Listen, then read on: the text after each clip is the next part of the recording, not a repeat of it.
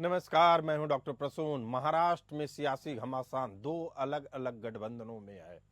महायुति और एमवीए की आमने सामने की टक्कर चल रही है। हरियाणा के नतीजों ने विपक्ष की सरगर्मियों को बढ़ा दिया है। महाराष्ट्र के जरांग पाटिल के नेतृत्व में लगातार मराठा आरक्षण की डिमांड चल रही है। ये सबसे बड़ा मसला बन सकता है। बीजेपी के पास कोई कायदे का मराठा नेता आज भी नहीं है। इसी के चलते बीजेपी ने एकनाथ शिंदे को सीएम बनाया हुआ है। एक और मराठा अजीत पवार भी महायुति गठबंधन में शामिल हैं, पर उन पर अपने चाचा को धोखा देने का ऐसा आरोप चस्पा हुआ है कि जिसके चलते वो मराठियों के बीच खलनायक बन चुके हैं। असदुद्दीन ओवैसी की एमआईएम महाराष्ट्र की कई सीटों पर खेल बिगाड़ सकती है। महाराष्ट्र में हिंदुत्व के नाम पर शिवसेना और बीजेपी की राजनीति करती रही है। अब शिवसेना बढ़ चुकी है। उद्धव ठाकरे इस समय मुसलमानों के बीच काफी लोकप्रिय हैं। हालांकि अभी भी सावरकर के नाम पर उद्धव सेना बैकफुट पर आ जाती है। राहुल गांधी के लगातार सावरकर के बारे में ऐसी टिप्पणियां करते हैं कि मराठों को भी पसंद नहीं आती। लोकसभा चुनाव में महाराष्ट्र में बीजेपी नीति गठबंधन महायुति को मुंह की खानी पड़ी। इसके पीछे सबसे बड़ा कारण अजीत पवार को माना गया। दरअसल अजीत पवार पर भ्रष्टाचार के गंभीर आरोप लगे थे। खुद बीजेपी अजीत पवार पर कई हजार करोड़ घोटाले का आरोप लगाती रही। अजीत पवार ने अपने चाचा शरद पवार को धोखा देकर महायुति में आए, इसीलिए महाराष्ट्र में उनकी छवि इतनी नेगेटिव हो गई है कि जिसका असर बीजेपी पर भी पड़ना स्वाभाविक है। महाराष्ट्र में लड़की बहन योजना महायुति के लिए गेम चेंजर साबित हो सकती है। महाराष्ट्र में भी मध्य प्रदेश की तर्ज पर हर महीने 1500 रुपए दिए जा रहे हैं। महाराष्ट्र के चुनाव में गद्दारी एक ऐसा पहलू है जिस पर कम से कम दो पार्टियां तो वोट मांगेंगी ही। शिवसेना यूबीटी और एनसीपी एसपी यानी शरद पवार लगातार जनता के बीच अब बताने और जताने की कोशिश करते हैं कि उनके साथ कितना बड़ा धोखा हुआ है। वहीं दलित वोट भी अहम है। महाराष्ट्र में गैर जाटव दलितों से मिले सपोर्ट के बाद बीजेपी महाराष्ट्र में भी दलित वोटों पर निशाना साध रही है। इस पूरे ताने बाने के चुनावी पैचों को समझने के लिए आज हम बात करेंगे अपने विशेष मेहमानों से। हमारे साथ इस मुद्दे पर बात करने के लिए मौजूद हैं रतन तिवारी जी, नेता कांग्रेस, डॉक्टर सीमा मलिक जो एनसीपी शरद पवार गुट की प्रवक्ता हैं, और आलोक वत्स जी, नेता बीजेपी। पहला सवाल सीमा मलिक जी से। आपकी पार्टी की ताकत आधी हो चुकी है, इससे क्या चुनाव में खामियाजा उठाना पड़ेगा एनसीपी को, शरद पवार जी को? सीमा जी।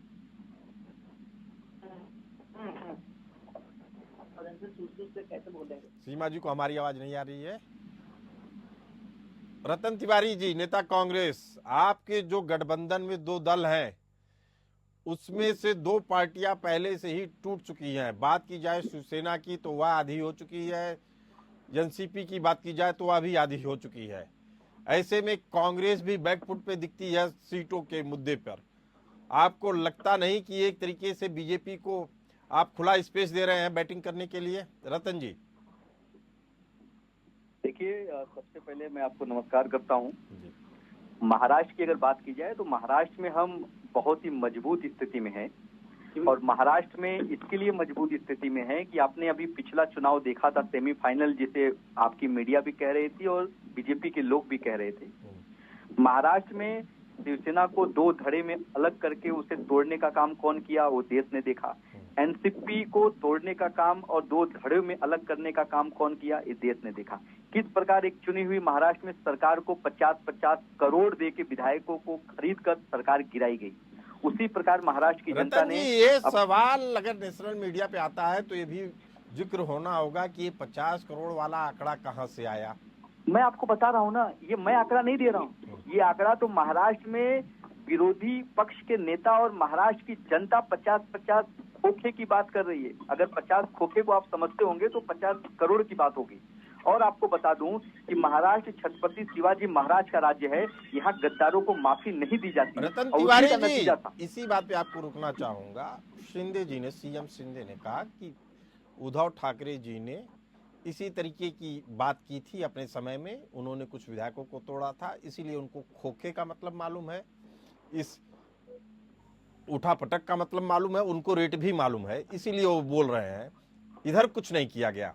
जी रतन तिवारी जी, मैं तो बार बार कह रहा हूं ना कि वही कारण था कि इन लोगों को 48 सीट का जो आंकड़ा लेके चल रहे थे, देश में 400 पार का आंकड़ा बता रहे थे, महाराष्ट्र की जनता ने इन्हें कहां लाके खड़ा कर दिया। जो उद्धव बाला साहब ठाकरे की पार्टी को इन लोगों ने खत्म कर दिया था, वो पार्टी आज कहां पहुंच गई। जिस कांग्रेस को इन लोग कह रहे थे कि महाराष्ट्र में खाता नहीं खुलेगा, महाराष्ट्र में नंबर 1 की पार्टी बन गई। जो शरद चंद्र पवार की पार्टी को तोड़ने का काम किए, वो कहां पहुंच गई।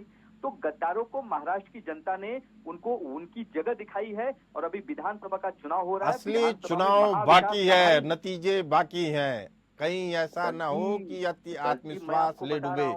डॉक्टर सीमा मलिक हमारे साथ मौजूद हैं, एनसीपी शरद पवार गुट की प्रवक्ता हैं, आपका बहुत बहुत स्वागत है। सीमा जी, आपके पार्टी में 2 गुट बन चुके हैं, चुनाव आयोग ने भी अजीत पवार वाली गुट को असली एनसीपी माना है, ऐसे में आपको क्या लगता है, आपकी पार्टी आपके नेता के साथ सही इंसाफ हो पाएगा चुनाव में?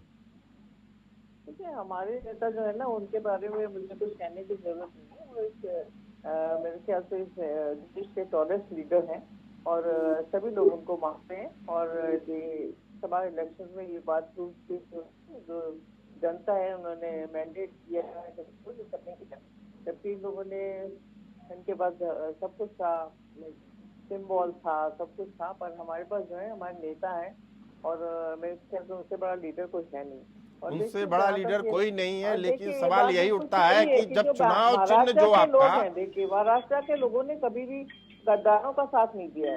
और आप देखिए, आपकी पार्टी का चुनाव चिन्ह चला गया दूसरे गुट के पास, ये आपके लिए झटका है या नहीं? इससे कोई फर्क नहीं पड़ता और ये कोई फर्क नहीं पड़ा, ये आपने लोग चुनाव में देख ही लिया होगा।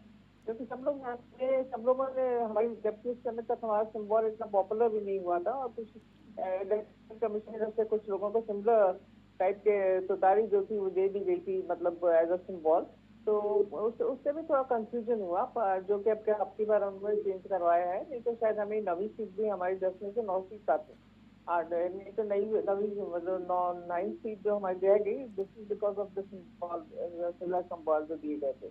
और देखिए, मतलब जो महाराष्ट्र की जनता है ना, अपना मैंडेट लोकसभा में भी दे दिया। चलिए, आप जी के प्रति अस्वस्थ हैं। आलोक वत्स जी, विपक्षी दल पूरी तरीके से आश्वस्त है कि वह सत्ता में आ रहे हैं, पिछले चुनाव का वास्ता दिया जा रहा है, क्या रणनीति है आपकी, कैसे जीतेंगे? देखिए प्रसून जी, देश की जनता स्थिर सरकार चाहती है, मजबूत सरकार चाहती है, काम करने वाली सरकार चाहती है, देश को ले जाने वाली, आगे ले जाने वाली सरकार चाहती है, स्थिरता चाहती है। उसमें भारतीय जनता पार्टी और एनडीए की तरफ उनका रुझान स्वाभाविक बनता है। अभी आपने हरियाणा में भी देखा, सारी लोग कह रहे थे कि कांग्रेस की सरकार बन गई, कांग्रेस प्रचंड बहुमत से जीत रही है, लेकिन अंतोगत्वा क्या हुआ वो भी आपके सामने। लेकिन जो चुनावी नतीजे सामने आ रहे हैं आलोक जी, उससे साफ है कि महाराष्ट्र की जनता गद्दारों को नहीं पसंद करती है, भ्रष्टाचारियों को भी नहीं पसंद करती है। जिस अजीत पवार के ऊपर आप आरोप लगाते थे, वह आज आपके साथी बने हुए हैं। आप कैसे अपने आप को साफ दिखाएंगे जबकि गठबंधन में वो लड़ रहे हैं? आलोक जी, देखिए प्रसून जी, इसमें कोई शक नहीं है कि पिछला चुनाव भी जो लोकसभा का था वो अजीत पवार के कारण काफी प्रभावित हुआ जी। और इस बार का चुनाव भी शायद उनको लेकर काफी प्रभावित होगा, लेकिन फिर भी अच्छाइयों को बुराइयों से ढक देना भारतीय जनता पार्टी जानती है। इसी को तो वॉशिंग मशीन कहती है। विपक्षी दल कह रहे हैं वॉशिंग मशीन है भाजपा, जो आ गया वो धुल के साफ हो गया, जो नहीं आया उसके ऊपर ईडी और सीबीआई लग जाती है। ऐसी बात नहीं है, जिसके जो कर्म है वो उसके कर्म से अपने आप को लिख पाता है। अगर किसी ने ऐसे कर्म किए हैं कि उसको ईडी सीबीआई झेलना पड़े तो उसमें आदमी कुछ कर नहीं सकता है। अच्छा सीमा मलिक जी, आप बता दीजिए कि अजीत पवार को भ्रष्टाचारी मानती हैं या नहीं? देखिए, हमने तो कभी भी, हम लोग तो पहले भी डिबेट में आते थे, हम लोग ने तो कभी भी नहीं उनको भ्रष्टाचारी कहा, पर ये आरोप केवल इन्हीं का था, है ना। आरोप भी खुद ही लगाया, 70,000 करोड़ का बोलते हैं कि घोटाला किया है। उसके नेक्स्ट डे ही आप उनको डिप्टी चीफ मिनिस्टर बना देते हैं, फाइनेंस डिपार्टमेंट दे देते हैं, तो इससे समझ में आता है। देखिए, अब ये तो इन्हीं को डिसाइड करना है कि भ्रष्टाचारी थे कि नहीं। अभी तो वो बिल्कुल पाक साफ हो गए, और ऐसे एक नहीं है, हमारे बहुत सारे नेता हैं जिनको उन्होंने पहले बोला भ्रष्टाचारी है, वो सब इनके साथ हैं। और आप क्लीन चिट दे रही हैं अजीत पवार को। मैं आपको बता रही हूँ अभी की जो पोजीशन है, अजीत पवार को आप क्लीन चिट दे रही हैं, कह रही हैं कोई ईमानदार नेता है। देखिए, मैं कोई नहीं होती हूँ कहने वाली, ये सब चीजें जो भी हैं, मतलब एक कोर्ट डिसाइड करता है कि क्या है। पर इन्होंने तो आरोप लगाया। चलिए, आपने बीजेपी के लिए मुश्किलें थोड़ी सी आसान कर दी हैं। आपने बता दिया कि अदालत की तरफ से मुक्त हो गए हैं, तो पाक साफ है। रतन तिवारी जी, देखिए, मैं आपको बताऊं, अभी भी देखिए इन लोगों को अभी तो ऐसा लगता है कि शायद रतन तिवारी जी से सवाल ले लेता हूँ, फिर आता हूँ वापस आपके पास। डॉक्टर सीमा, मैं वापस आ रहा हूँ आपके पास। रतन तिवारी जी, जो यह परिवार का खेल चल रहा है, उसका खामियाजा किसको उठाना पड़ेगा, कांग्रेस को? अब आप परिवार की अगर बात करेंगे तो मैं तो आपसे पूछना चाहता हूं, सवाल तो भारतीय जनता से पूछना चाहिए कि पिताजी नारायण राणे केंद्र में मंत्री हैं, उनका एक पुत्र नितेश राणे, दूसरा पुत्र नीलेश राणे, दोनों विधानसभा चुनाव लड़ रहे हैं। अगर मैं पिता पुत्र की बात की जाए, अगर परिवार की बात की जाए, तो महाराष्ट्र के मुख्यमंत्री है, उनका पुत्र श्रीकांत सांसद है। अगर महाराष्ट्र की बात की जाए तो भावना गवली कौन है? अगर महाराष्ट्र की बात की जाए तो इतने नाम मैं आपको गिनवा सकता हूँ, पूरा का पूरा नाम महायुति और भारतीय जनता पार्टी के खेमे से निकल के आता है, जो पूरे परिवारवाद में लिप्त है। और भ्रष्टाचार की अगर बात करेंगे तो मैं जरांग जैसे नेता भी हैं जो मराठा अस्मिता की बात करते हैं और ललकार रहे हैं, दलितों का, मराठाओं का वोट अपनी तरफ करने के जुगाड़ में है, प्रभावित करने की कोशिश में है। यही मुद्दे वह उठा रहे हैं रतन तिवारी जी। प्रसून जी, मैं बार बार आपको कह रहा हूं कि महाराष्ट्र की जनता पूरी तरीके से जागरूक हो गई है। वो छत्रपति शिवाजी महाराष्ट्र को कभी गिरने नहीं देंगे, इस महाराष्ट्र के स्वाभिमान को कभी गिरने नहीं देंगे। महाराष्ट्र में एक बार पुनः भारतीय जनता पार्टी का खात्मा आपको दिखेगा, और 23 तारीख को परिणाम आएंगे तो आप देख लेना, क्योंकि यहाँ जो मराठे हैं वो पूरे छत्रपति शिवाजी महाराज के इस महाराष्ट्र की अस्मिता और इसके स्वाभिमान की रक्षा करने के लिए बैठे हैं। रतन तिवारी, नेता कांग्रेस, और संजय द्विवेदी, प्रवक्ता शिवसेना यूबीटी। आप तीनों मेहमानों का स्वागत है। पहला सवाल संजय द्विवेदी जी आपसे, आपकी ताकत बढ़ चुकी है, आप इससे कमजोर हुए हैं या मजबूत हुए हैं? ताकत बढ़ चुकी है। जो भ्रष्टाचारी थे वो निकल गए पार्टी से, जिनको भारतीय जनता पार्टी बदनाम करती थी कि साहब ये आपके यहाँ भ्रष्टाचारी है, एनसीपी का भ्रष्टाचारी है, 70,000 करोड़ के 70,000 करोड़ के भ्रष्टाचारी है। कौन कह रहा था भ्रष्टाचार? किसको नाम लेके बताइए ना, किसको भ्रष्टाचारी कहे? देवेंद्र फडणवीस अजीत पवार को कह रहे थे चक्की पिसाई। अभी आपसे 5 मिनट पहले हमारे साथ डॉक्टर सीमा मलिक थी, एनसीपी की प्रवक्ता शरद पवार गुट से। उन्होंने साफ कहा कि अजीत पवार पाक साफ हैं। वह कह रही है हमने आरोप नहीं लगाए थे, बीजेपी ने आरोप लगाए थे, बीजेपी समझे। हमारे लिए तो अजीत पवार पाक साफ हैं। यानी आपके जो संबंधी है शरद पवार गुट के नेता, वह अभी भी अजीत पवार को, और वो कह रहे हैं कि कोर्ट से उनको क्लीन चिट मिली। प्रसून जी, मेरी बात सुन तो लीजिए, मैं क्या कह रहा हूँ जी। देवेंद्र फडणवीस जी कह रहे थे चक्की पिसाएंगे। माननीय प्रधानमंत्री जी आरोप लगाते थे 70,000 करोड़ घोटाला किया।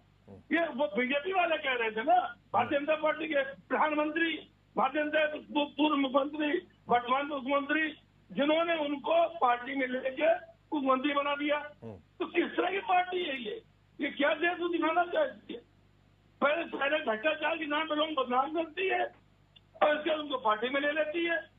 तो इस तरह की पार्टी अगर महाराष्ट्र में राज्य करेगी, महाराष्ट्र में आएगी, तो जनता का भला कहाँ पाएगा।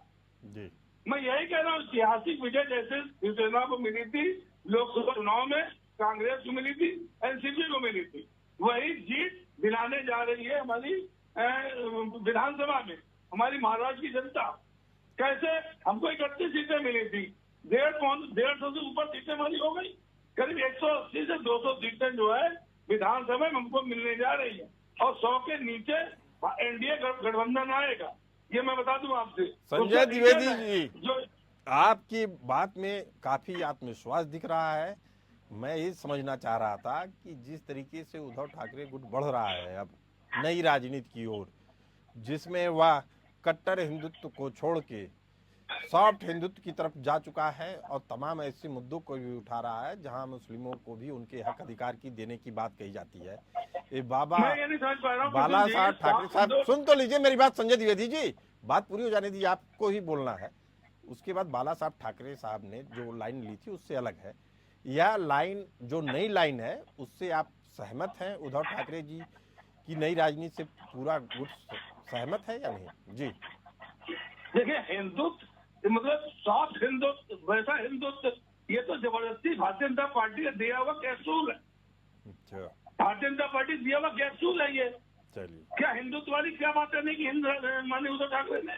क्या राम भगवान के मंदिर दर्शन करने नहीं गए या क्या करने, क्या पूजा पाठ नहीं करते हैं? नहीं, पूजा पाठ करते हैं और अच्छी चीज है, अगर कर रहे हैं इसी लाइन पे आप बढ़े। बताया जाता है, हिंदू संस्कृति में बताया जाता है सर्व धर्म मतलब सभी एक समान है। नहीं, ये लाइन ले लिए आप, अच्छी चीज है संजय द्विवेदी जी। बस मुझे ये लग रहा है कि जिस लाइन पे आप 25 साल तक चलते रहे, उसके बाद अगर आप उससे हट रहे हैं या अलग हो रहे हैं। मैं बाला साहब की लाइन बता दूं, बाला साहब ने कभी नहीं कहा कि सब मुसलमान आतंकवादी हैं। उन्होंने कहा कि ज्यादातर मुसलमान आतंकवादी होते हैं। चलिए ठीक है, लेकिन सभी मुसलमान आतंकवादी नहीं होते। तो अभी भी आप ये मानते हैं कि ज्यादातर मुसलमान आतंकवादी होते हैं संजय द्विवेदी जी? मैंने क्या कहा, जो पकड़े अपराधी प्रवृत्ति में आते हैं उनकी बात मैं कह रहा हूँ। हाँ, जो अपराध में तो अभी भी ये बात आप मानते हैं बाला साहब की या नहीं मानते? बस इतना पूछ रहा हूँ आपसे। बाला साहब ने कहा था कि जो शामिल है वो आतंकवादी उसे हम कहेंगे, लेकिन बाकी मुसलमान जो हमारे वो हमारे भाई हैं। चलिए, साबिर शेख उनके यहाँ मंत्री थे, आपको मालूम होगा सर। जी, साबिर शेख हमारे यहाँ मंत्री थे। बिल्कुल सही है, लेकिन उनकी विचारधारा क्या थी एक दुनिया में जग जाहिर है। आज वाली शिवसेना वाला विचारधारा उनकी थी, वही विचारधारा उद्धव साहब ठाकरे की है। रतन तिवारी जी, अगर चुनावी संग्राम में है तो बड़ी पार्टी होने के नाते आपके ऊपर दायित्व है कि सबको लेकर चले। अखिलेश यादव जी महज 5 सीटें मांग रहे हैं, कह रहे हैं कि रामायण में भी केवल महाभारत में भी केवल 5 गांव मांगा गया था। अब अगर 5 गांव नहीं देने की स्थिति में है तो आगे के नतीजे भुगतने के लिए तैयार रहिए। रतन तिवारी जी, राजनीति में हर कोई कुर्बानी देनी पड़ती है और संभावनाओं का खेल है। राजनीति में सब अलग अलग स्क्रिप्ट लिखे जाते हैं जी। अखिलेश यादव जी ने 5 सीट मांगी है, लेकिन आपको भी पता है कि अखिलेश यादव जी की महाराष्ट्र में क्या स्थिति है। उनके 2 विधायक हैं, हम उनको 2 सीट तो देने का ऑफर कर चुके हैं और देने भी जा रहे थे, लेकिन अगर वो 5 सीट मांगेंगे तो हम कैसे मैनेज करेंगे। आम आदमी पार्टी को भी हम मार्बल हिल की मुंबई की 1 सीट देने जा रहे हैं जी। और जो भी हमारे साथ है हमको सबको लेके चलना है, लेकिन आप जिद करेंगे तो जिद से काम तो नहीं चलेगा। उत्तर प्रदेश में हमें उन्होंने 2 सीट दी, अपने हिसाब से दी, लेकिन हमने वो सीट लौटा दी उत्तर प्रदेश में। तो मेरा कहने का मतलब है कि बड़ा दिल दिखाना होगा। जिस प्रकार राहुल गांधी जी बड़ा दिल दिखा रहे हैं, उसी प्रकार अखिलेश जी को भी बड़ा दिल दिखाना होगा। और महाराष्ट्र में यादव की बात समझी जाए तो अखिलेश यादव ने साफ तौर पे कह दिया है राजनीति त्याग की जगह नहीं है। इसका मतलब साफ है कि आप लोगों को नुकसान हो सकता है। प्रसून जी, मैं आपके चैनल पे मैं बात कह रहा हूँ कि अगर अखिलेश यादव जी अगर 2 सीट पे चुनाव लड़ेंगे तो दोनों सीट उनकी जीती हुई सीट है। अगर वो जिद पकड़ के रखेंगे और लड़ेंगे महाविकास आघाड़ी से तो ये महाराष्ट्र है, उनकी दोनों सीट चली जाएगी। मैं आपके चैनल के माध्यम से उन्हें राय दे रहा हूँ कि आप संयम रखिए, 2 सीट पे चुनाव लड़िए, महाराष्ट्र में चुनाव लड़िए। सरकार बनने के बाद आपके एक विधायक को हम मंत्रिमंडल में जगह देंगे। चलिए, आपने बड़ी बात कही है। आलोक वत्स जी, आपके क्या मुद्दे हैं जिसके सहारे आप जनता में आपको लगता है कि आपको सत्ता दोबारा मिल सकती है? आलोक वत्स जी।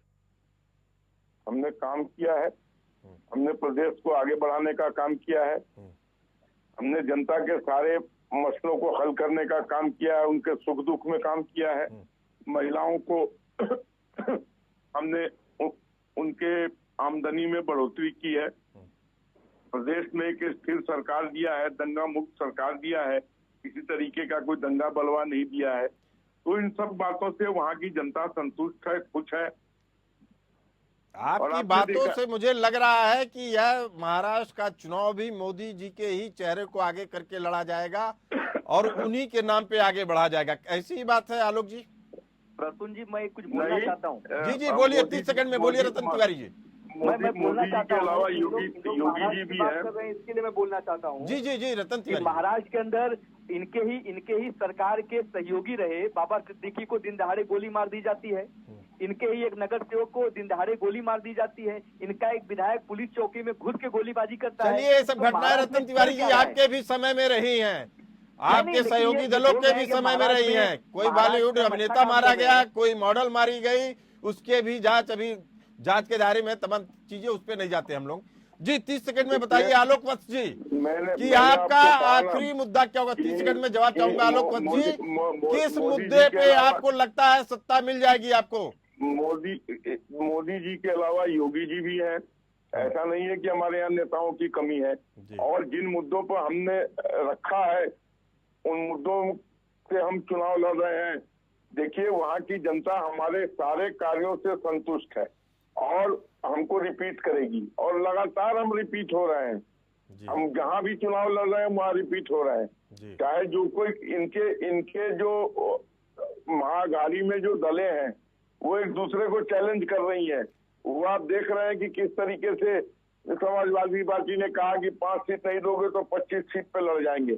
इसी तरीके से हरियाणा में इन्होंने आपके साथ समझौता नहीं किया तो 90 सीट पर उन्होंने अपने। चलिए, तो आलोक वत्स जी, आपकी बात से ऐसा लग रहा है कि आप विपक्षी फूट के सहारे सत्ता में आना चाह रहे हैं। विपक्षी फूट भी एक कारण है और हमारी आपके कार्य भी। चलिए, इस डिबेट में आप तीनों मेहमानों का बहुत बहुत धन्यवाद जो आपने अपना समय दिया। फिलहाल इस चर्चा में इतना ही, हमें दीजिए इजाजत। चलते रहिए एपीएन न्यूज के साथ।